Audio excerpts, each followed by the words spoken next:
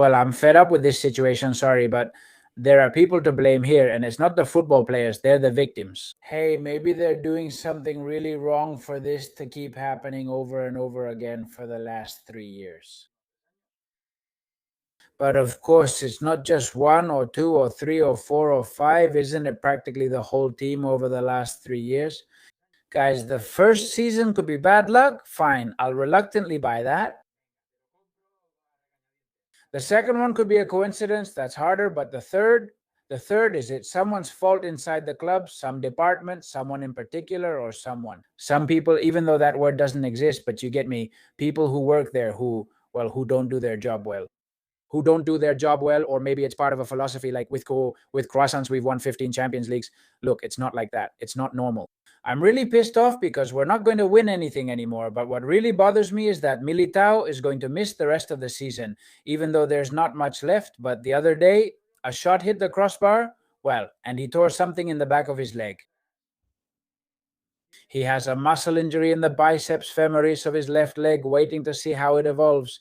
But yeah, he's going to miss everything that's left, the Clásico and all that. And that's serious because with Militao on the field, you get the feeling that he's the best player out there, the best specialist in his position, honestly. But it's not just him. I don't want us to look ridiculous at Camp Nou. Güler too, man, on the other leg. The same thing on the other leg, man. And also each one on the opposite side of their dominant foot, right? Militao on the left, Güler on the right. And I insist, look, maybe this case with Güler, who hasn't really had many problems except when he arrived at Madrid. Remember, it took him quite a while to make his debut. But, that was a long time ago. Maybe, it could be because you can't blame them for everything, absolutely everything, in every specific case. You have to look at each case individually. There will be some that, it's just bad luck or whatever. But when this is like what we talk about with Negreira and Barca, right?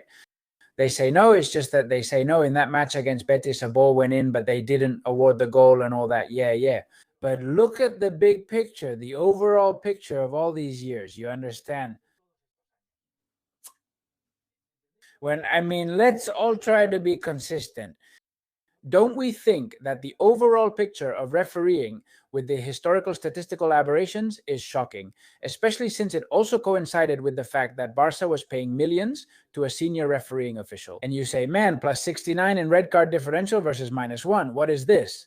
The 2 years without penalties. That's what I mean. This is the same thing, just applied to our own situation internally. The issue of injuries and how the medical department works. There's no nutrition department. Whenever there's a girl, they bully her and she leaves, of course. Just look at everything that's happened in the last 3 years. Now, specific cases of players who had bad luck, of course, just like we've seen before. There are specific cases of a match where Barca wasn't favored, sure, but the overall picture is what it is. Anyway, there are no coincidences, and now let's change the subject. This one makes me sick. This one also gets on my nerves a little. We saw this morning on the channel, it's uploaded there, Álvaro Arbeloa's press conference. Madridista voice, the good Aure, who is he's a very sharp guy, and I often pay attention to his tweets. You should follow his channel. Honestly, he's one of the best Real Madrid communicators on YouTube. And many times I realize, after the fact, things that he says, and I agree with him on almost all of them. And he says here, Arbeloa's pause and gestures in this response confirm what Pepe Collins says. And for me, it's a deep disappointment with the presidential stance, just one more in a bunch of incomprehensible decisions. Fijaos, look, at the time, I didn't really notice it that much. I did think Arbeloa's response was like, guys, they've helped us. I said it live. The Youth Academy has helped us for a while when it was needed and so on. And I mentioned in the same live stream, I mentioned something that I'm going to say again about the Nanino news, which we took with a grain of salt, which said that Florentino Perez had reprimanded Álvaro Arbeloa several times for putting Thiago Pitarch ahead of Eduardo Camavinga in his lineups since. And despite that, Arbeloa kept doing it. But is it true that in the last 2 games, Pitarch has disappeared from the starting 11? Someone commented, a guy named Mando here on X, says, yesterday Pepe Collins said it with first-hand information. And Collins responds to this and says, look, the thing about the Youth Academy and about Thiago and Camavinga is true, so much so that he mentioned it in front of a large group of people, some journalists, and it wasn't the first or second time he said it. Collins is a guy, Javier Alberdi, he's a well-informed guy. Some say he's an establishment guy, but not as much as you think. And here I think he's very respected, and he's earned that respect. A great guy and great professional. And a lot of people, when they hear him say something, go, oh, wait, there's something to see here. Well, look, I trust Javier a lot, and I think here there's clearly more to this. Because among other things, Arbeloa's response has a certain communication. Madrid, even people, one moment. He has very interesting body language, very interesting. I'm really going to be careful about the whole thing, you know, the usual, okay? I need to comment on this, and we'll try to do so in the next video about the press conference images. Look at Arbeloa's gesture. I think you can see it through the logo, okay? Arbeloa's gesture and how he answers this question, by the way, very relevant.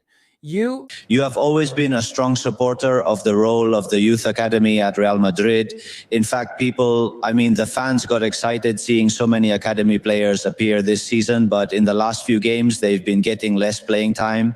I don't know how you can explain to the fans who might have gotten excited about the presence of Cesta Sestero, of Thiago Pitarch, that now suddenly they're getting less playing time and that maybe they might be frustrated. How do you explain to them that now they're getting less playing time? Well, I think the academy players have helped us a lot in situations where we've needed them. Arbeloa, you can see here that he's holding something back and he looks resigned. They haven't helped us. You can tell he looks resigned. That's it. Another piece of evidence, a sign, let's call it a sign, that tells us there's a lot of truth in what they said to Nino and in what Collins confirms. And I think they're doing a great job with the youth academy. They're doing excellent work, like we saw the other day with Yuli, the performances they've been putting in. Well, and here he speaks well of the youth academy and all that, but above all, it's that first gesture that, look, I mean, it's happened before. It's like we're seeing it. It's like we're seeing Florentino. Hey, that's great. The kids, but the first team players cost money. They're there for a reason anyway. Seriously, Florentino, we love him a lot for many good things, most of what he's done, which has made him one of the best, perhaps the best president in Madrid's history, alongside Santiago Bernabeu. This might be sacrilegious, but he could be above him. And one of the best presidents in history in football or in any sport for many reasons. She was ahead of her time, whatever you want to call it. And yes, it's true, but there are things that just can't keep happening at Madrid. They just can't keep happening seriously. And this one really pisses me off. This is a video I'm making out of anger. All right, let's go. Let's keep going. About Arbeloa, this is an opinion from Santi Cañizares. We've already covered the Carvajal topic in the live stream. I'm just going to make this note. I think what Arbeloa said today in the press conference was very good because he rounded it out. Well, he did what he had to do, what he should have done the other day. That question, which could really get on his nerves because the question came from local journalists about Carvajal, the national team, and so on, you know. But no matter where it comes from, you can't answer with that lack of tact like you did the other day. Today, it's all been praised for Carvajal, for a captain, a great player, a guy with 6 European Cups. And Arbeloa even went so far as to say he's the best right back in Real Madrid's history. Very good, fantastic. That's how it should be. But also, Arbeloa has stood by what he said the other day. But I'm a Real Madrid coach. Only 11 can play here. I have everything on the line here. And Madrid has a lot at stake too. I'm not worried about anything else. Okay, that matches what you said earlier, since today you mentioned both things. Did it last longer for you? The answer, you have it there in the live stream. I'm not going to repeat it again, but it's very good. But the other day you missed something important, especially when you had just spoken well about Vinicius, Camavinga, Jude Bellingham. Wow, with Carvajal. Just because you don't like the question the journalist asked you, because you already know why he asked it, come on, no. Now I want you to listen to this opinion from Cañizares. I have to say that I don't completely agree that this can happen in the world of football. Cañizares is a very particular guy, but I really like Cañizares because of the things he says. I mean, I like him from a journalistic point of view because he never holds back. He says a lot of things. I would love to interview Cañizares. Also, I think he's a guy who, hey, gives you a lot to work with. In the comments, you can tell me what you think. I'm just talking here a little more about the issue. That's all. The material he gives journalists, well, that's what he was saying. This is about resentment. This is completely different. Look, for example, I'll give you an example. Iago Aspas from Celta didn't play key Europa League matches and isn't a starter at Celta. Claudio Giraldes always refers to him as Celta's greatest player, showing the highest respect. There was a problem here. Carvajal was the one who retired Arbeloa. When someone is taken off the team after doing well, after winning titles, and then someone else comes in and is the one who retires him, the one who gets pushed out, always sees it as unfair. And obviously, well, he doesn't like that situation, someone else. And he keeps that to himself. He keeps it because in his mind, the one who retired him was Carvajal. But really, the resentment suits him. Yes, that's my theory, and that's how I explain it. I'm going to give examples. Quique Sanchez Flores at Valencia retired Carboni at age 60. He was the sporting director and made life impossible for Quique Sanchez Flores with his signings and management. Koeman retired me. If Koeman asked me for a glass of water, I would have to see him really dehydrated, in a really bad state, really bad, almost not making it to the hospital, before I would give him that glass of water. Why? Because I consider it unfair. And what's happening here is this. Carvajal, because of who he is, deserved the chance to show what condition he was in, and Arbeloa didn't allow him to do that. He didn't let him do that and talks about him like that because he was the one who retired him. For me, there's absolutely no doubt because it doesn't exist. I mean, it's as clear as day. What Cañizares says is really intense. He's very funny about the Koeman thing, but it's really intense. I think, but look, I mean, he mentions a lot of people, even himself, right? So does he really think that? And even the thing about Carboni with Quique Sanchez Flores, I think here Cañizares is very influenced by what has happened to him, by his personal experience. I understand Cañizares, but I think he's wrong since not all cases are alike. I don't think Arbeloa hates Carvajal for taking his spot at Madrid. It's possible, but I honestly don't think so. Can that happen? It can happen. In football and in any other industry, my goodness, of course it does. Damn, well, in my industry, if I told you, my goodness, it can happen. But I think here he's very influenced by his own situation and he sees life from his own perspective, which is fair, but I honestly don't think so. But well, it's a very interesting point of view. Let's get into this Barca thing because yesterday I didn't make a video yesterday, but there were two situations that were very particular. Here's Ore from Madridista Voice saying, Tito, the Palancas forward is diving against a defender. We know those are called for Madrid, and when that happens, all hell breaks loose. This penalty, I'm convinced too, that this penalty, it's a situation where the Celta player doesn't stretch out his leg. They already did this to Rafinha, who got another one called in his favor, almost the same. I can't recall which team, maybe Celta. The player who crouches down, who puts his hip out, isn't stretching anything. I mean, he's not stretching his leg. How did you see it?